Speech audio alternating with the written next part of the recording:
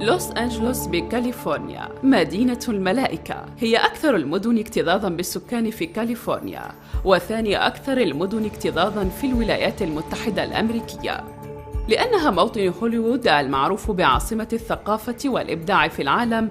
فإن لوس أنجلوس تمثل تجمعاً ضخماً للثقافات من جميع الطبقات الاجتماعية. هي موطن لمختلف المجالات الثقافية والمهنية، مشكلة محوراً للإعلام والتسلية والرياضات والتعليم والصناعة. تعد لوس أنجلوس ثالث أغنى مدينة وخامس مدينة من حيث النفوذ والسلطة في العالم، مع قوة اقتصادية متفجرة لا تنافسها في الضخامة سوى نيويورك وطوكيو. فضلاً عن ذلك تعد موانئ لوس أنجلوس مركزاً لنسبة كبيرة من السكان المسلمين، حيث تحتضن كاليفورنيا 20% من مسلمي أمريكا. أحد هؤلاء المسلمين جيمي، وهي مدمنة سابقة وعارضة لبلاي بوي، ولها قصة مميزة. Assalamu alaikum. My name is Jamie and I converted to Islam a week and a half ago.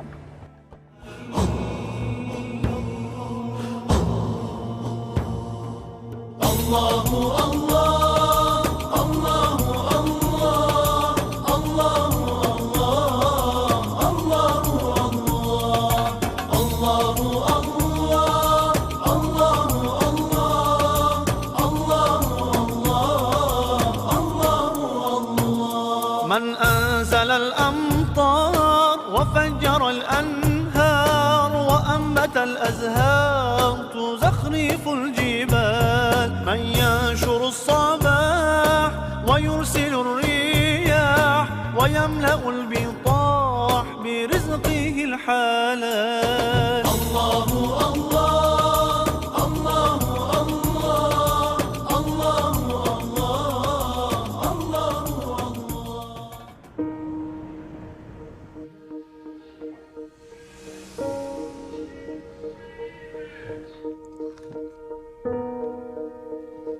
Wow.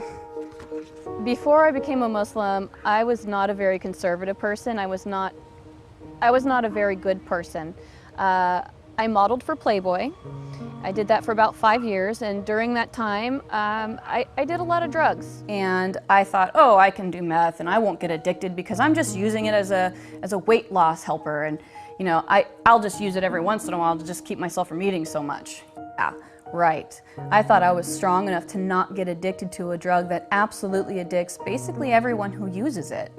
So I started doing meth, and I would probably give it a couple weeks, and then I got really addicted to it, and I did it all day and all night for 5 years. And it really brought me to a place of complete rock bottom. And my husband at that time had been doing it with me, and he started getting violent with me, and I was afraid for my life. So I decided to quit.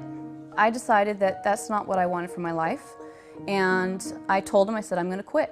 And he laughed at me, and he said, yeah, right, you're not going to quit. And I said, you know what? I'm going to quit. I quit that day cold turkey. Never again looked back. I didn't have any type of rehab, no outside help, no support system. I had my husband laughing at me and trying to get me to do it again. After that, I had my little boy. My whole focus on life kind of changed. I had this wonderful little boy who needed a good mother, and I loved him so much. I wanted to change everything that I focused on for him. All right, guess what's going to happen? The train's going to take off. Like an airplane! Back in the day, I could do anything I wanted. I was very involved in basically the Hollywood scene that anybody would want to be involved in. A lot of people are surprised that I gave that up in order to become a Muslim. But the funny thing is when I said my Shahada, the desire to do all those things was completely taken away from me. I used to drink, did drugs, you know, all that stuff. I don't want to do them anymore. It's amazing to me that I really enjoy and feel peaceful in my heart about being a Muslim. I was born and raised non-denominational, charismatic, born-again Christian, and I didn't find answers for what I was looking for 31 years as a Christian. I never really felt God. I tried as hard as I could, I really did, and I never felt Him. The whole thing that started leading me to Islam was I got married to an Iranian man who was a very devout, born-again, charismatic, non-denominational Christian. And he was mentally and emotionally abusive to me, and not to mention the fact that he was poisoning me just so that he could control me. He wanted to keep me at home, not able to leave the house, just so he knew where I was at all times. So I left him, and that kind of started me on a whole new journey to seek what was really truly going on in the world.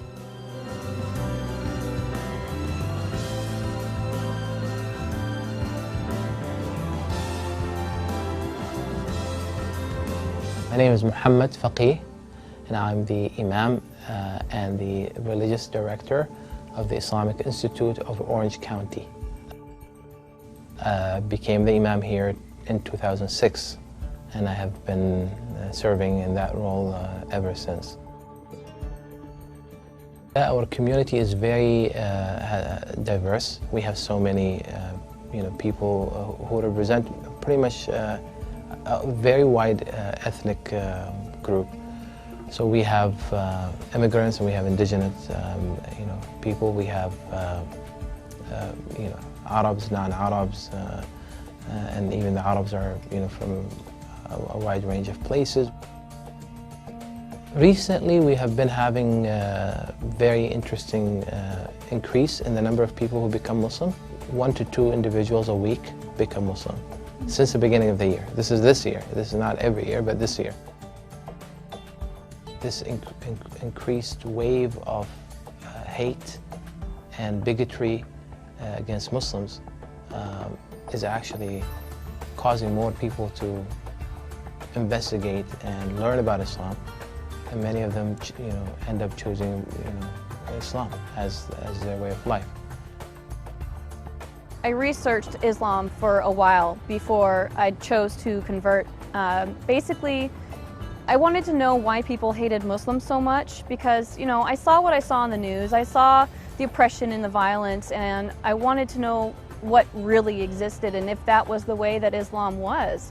So I started researching it, and the more and more I researched it, the deeper I got into it, I saw the truth in it.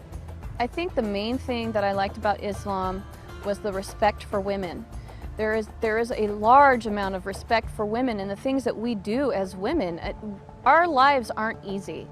We have a lot of things that we have to think and worry about. Our families, our husbands, our children. I mean, we have to bear children. That's a really hard thing to go through. And a lot of us have to cook and clean and work and raise children and take care of the house and our husband. It's a difficult job.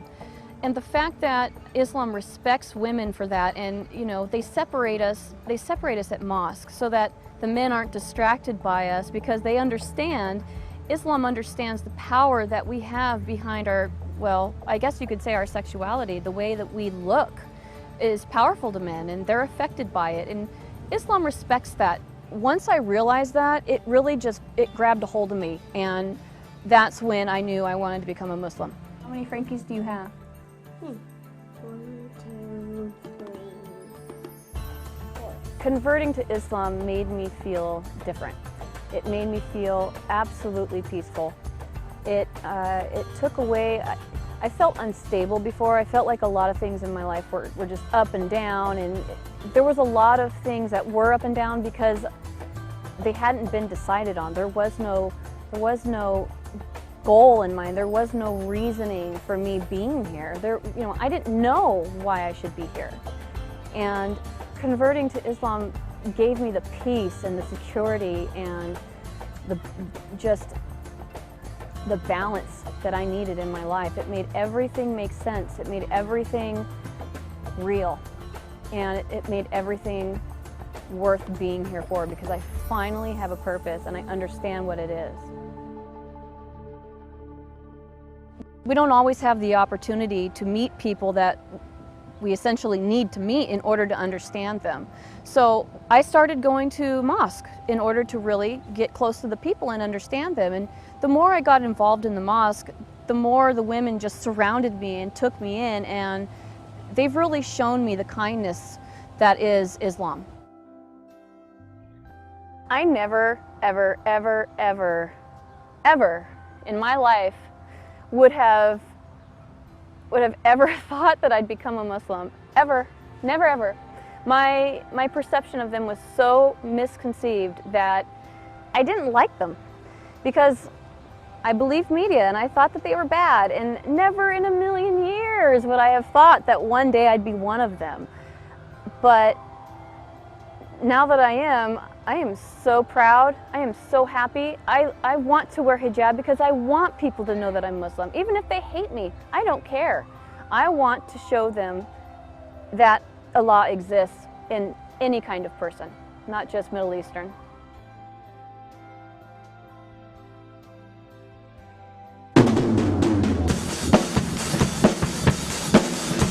I played drums before I was Muslim, and just because I became a Muslim doesn't mean I have to stop doing the things that I enjoy.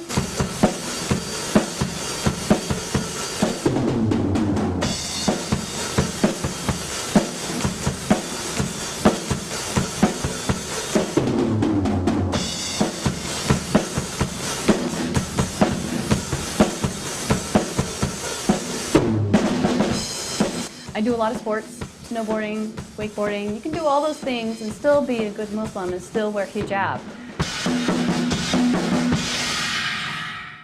My dad never really knew about my past with the drugs and the Playboy modeling and all that stuff. He and I didn't speak for 8 years. He kicked me out of the house when I was 17 years old, and I lived under a freeway overpass for a week. I was homeless, and all I had with me was what I could fit into my backpack and my bass guitar. So we didn't speak for 8 years after that, and he didn't understand, or wouldn't have understood, is that these are experiences that I needed to have on my own. I needed to have the pain on my own, and I needed to have the recovery on my own. The only reason why I started speaking to him again was because I got pregnant with my son, and I figured that my son needed a grandfather. When I did come back and finally start speaking to him again, we had a beautiful conversation together, and we discussed what had happened before, and we both apologized to each other and promised to never do it again. So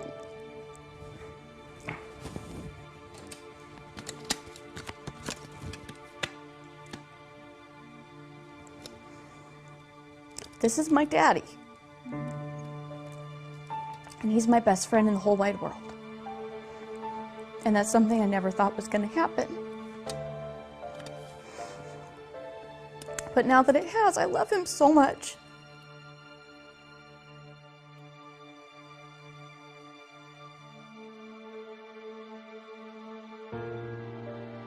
The first time my dad learned about my conversion, I was on my way home from Sacramento. I had just gone to a mosque up there and converted. And I was driving home, and I was too afraid to call him because I knew he was going to be really mad.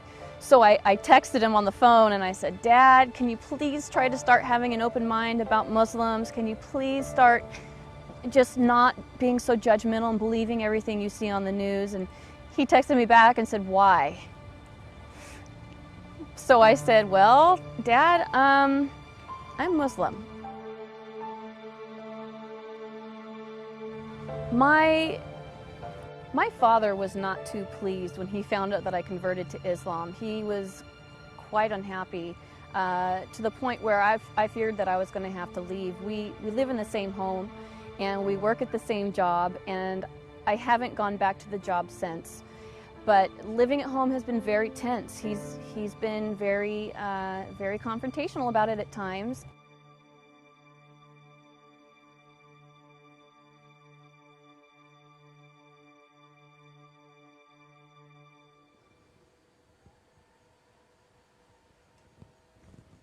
Wow.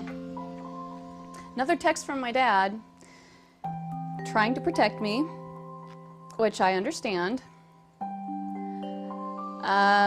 He's definitely misinformed as to what is going on with Islam. He says that if I ever change my mind and decide to leave Islam, that the Muslims will threaten and kill me and my dad and my son. Basically, it's all him trying to protect me and asking me to be careful and trying to show me what the real side of Islam is about. But the problem is he doesn't know what the real side is because he's not involved in it. Once you become involved in Islam, the true and correct and pure Islam, you understand what the truth is. He's reaching the point now, I've had conversations with him about it, trying to show him what true Islam is, and that it's not what he's seen on the news, it's not what he thinks it is. So I've been working with him, trying to show it to him piece by piece, and he's now finally starting to come around and have some acceptance towards me about it. I'm really looking forward to watching him grow with that as I blossom and grow in Islam. Islam is not what he thinks it is, and if he sees me doing good deeds and kindness towards him and towards others, I think it'll really help open his eyes to what is really going on.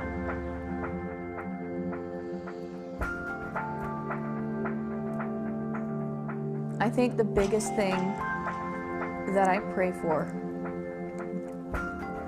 is for understanding, for strength from myself to keep going through what I'm going through, and for understanding from my Father so that he can understand that what I'm going through isn't easy and that it hurts me just as much as it hurts him. So hopefully, by the grace of Allah, he will one day understand and be accepting and gracious towards my decision. And I think step by step he's seeing the change in me, and he's learning to appreciate what I'm doing, what I'm learning. And hopefully one day that'll help him see and view Islam in a more positive way.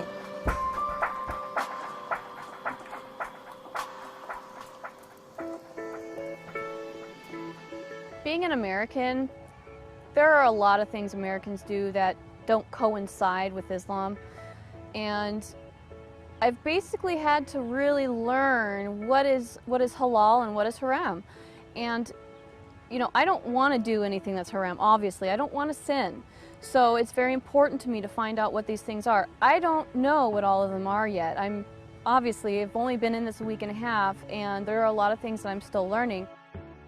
It's difficult for me to understand a lot of what is going on when I'm around Muslim people, when I'm at the mosque, because a lot of it is in Arabic. And I don't speak Arabic yet, but I have a strong desire to learn it.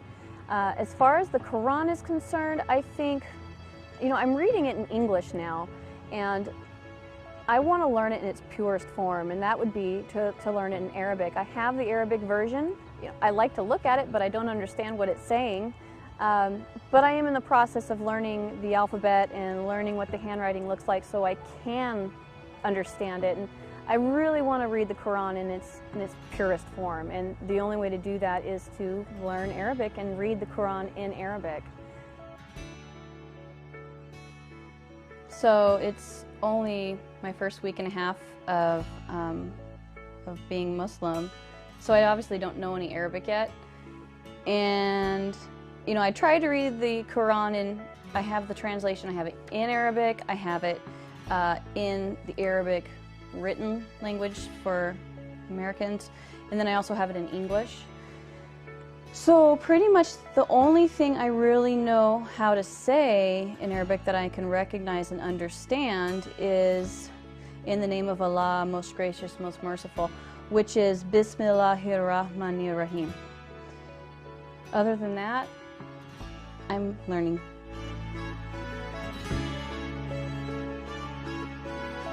Tabarakalazi nazala furqana ala abdihi liyakuna lil alamina nazira. Alazi lahu mulkuza mawati wal arzi walam yatakiz waladan wa lam yakul lahu sharin kun fil mulki wa khalaq wa kulla shay'in faqadarahu taqdira.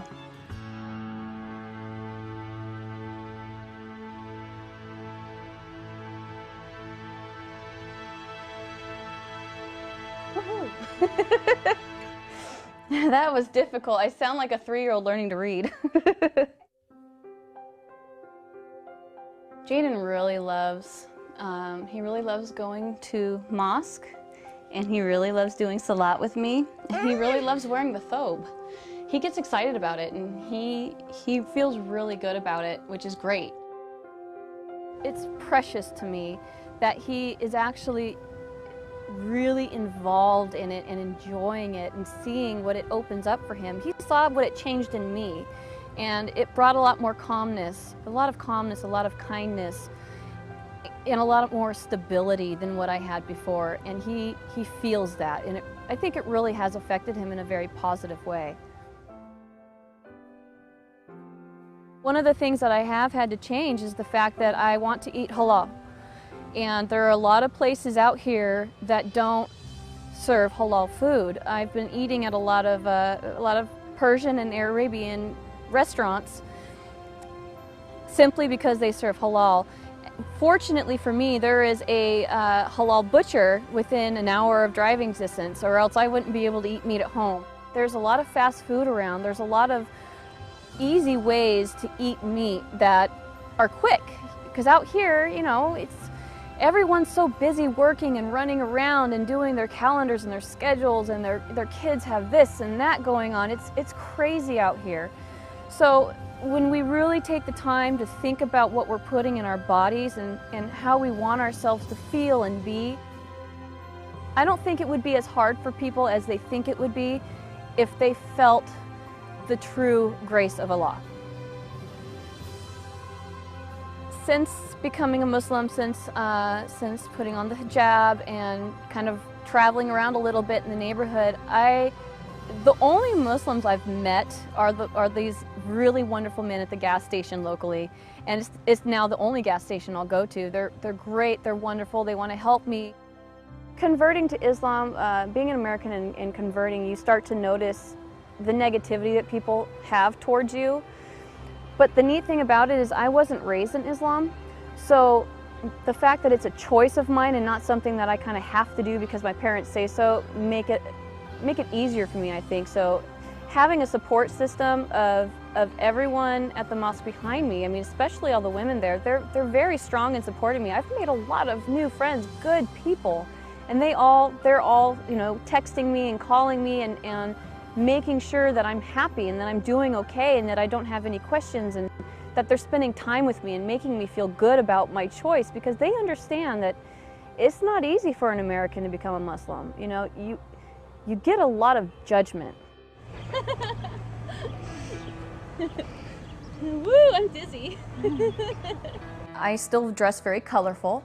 I'm just a colorful kind of girl, but I dressed in the brightest colors I could, in the most revealing clothing that I could, because I wanted the attention. I felt like I needed the attention because that was where my self-esteem came from. Now that I'm wearing hijab, I still have that same confidence. In fact, if anything, I have more, because I don't need that attention anymore. I don't need that self-fulfillment, because I have that self-fulfillment now. And it came from the right source. It came from Allah. And that is the biggest source of self-fulfillment that you can get.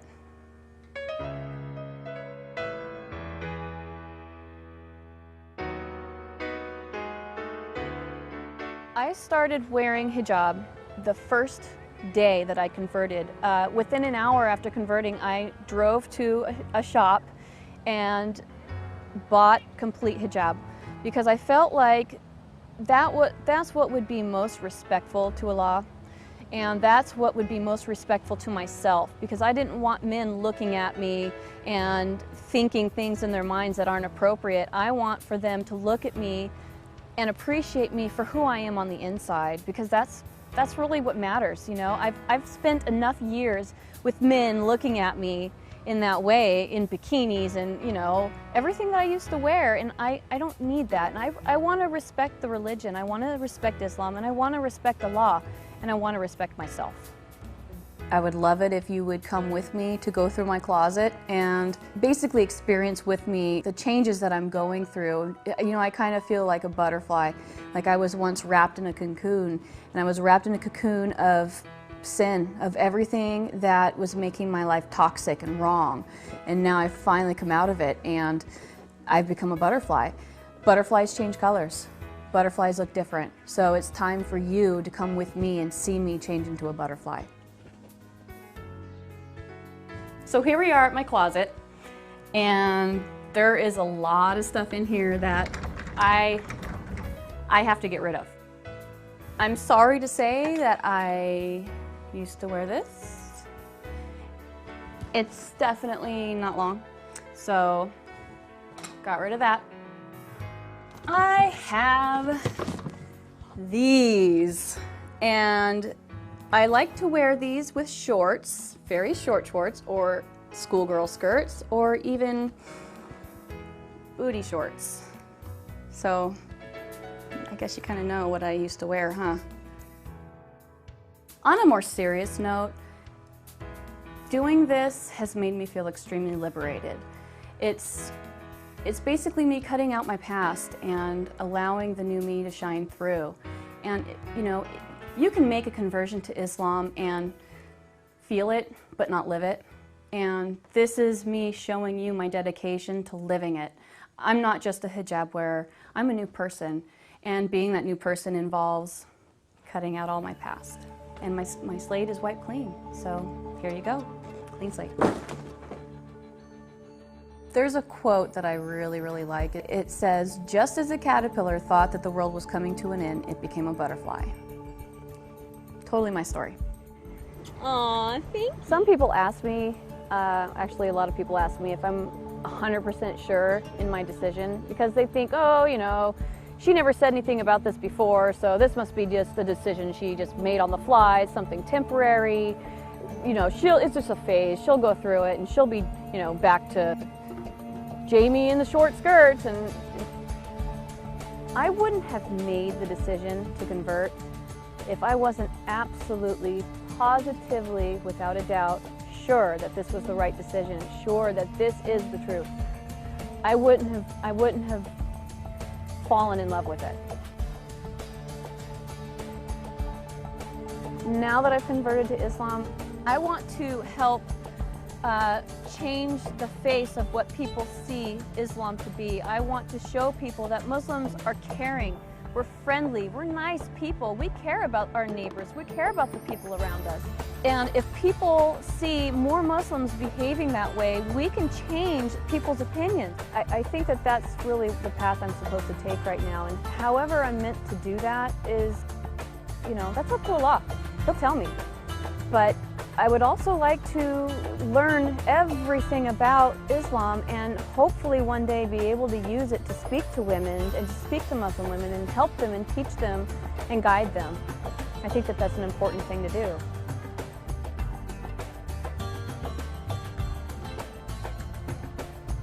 Now that I'm a Muslim, the things that I see for the truth, the things that I can see for real, mean more to me than anything I've ever done.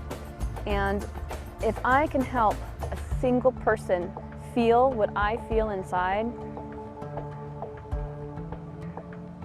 my life would be complete. So, as long as I'm here, I will do everything I can to help everyone see the truth. And that's what I think is my job.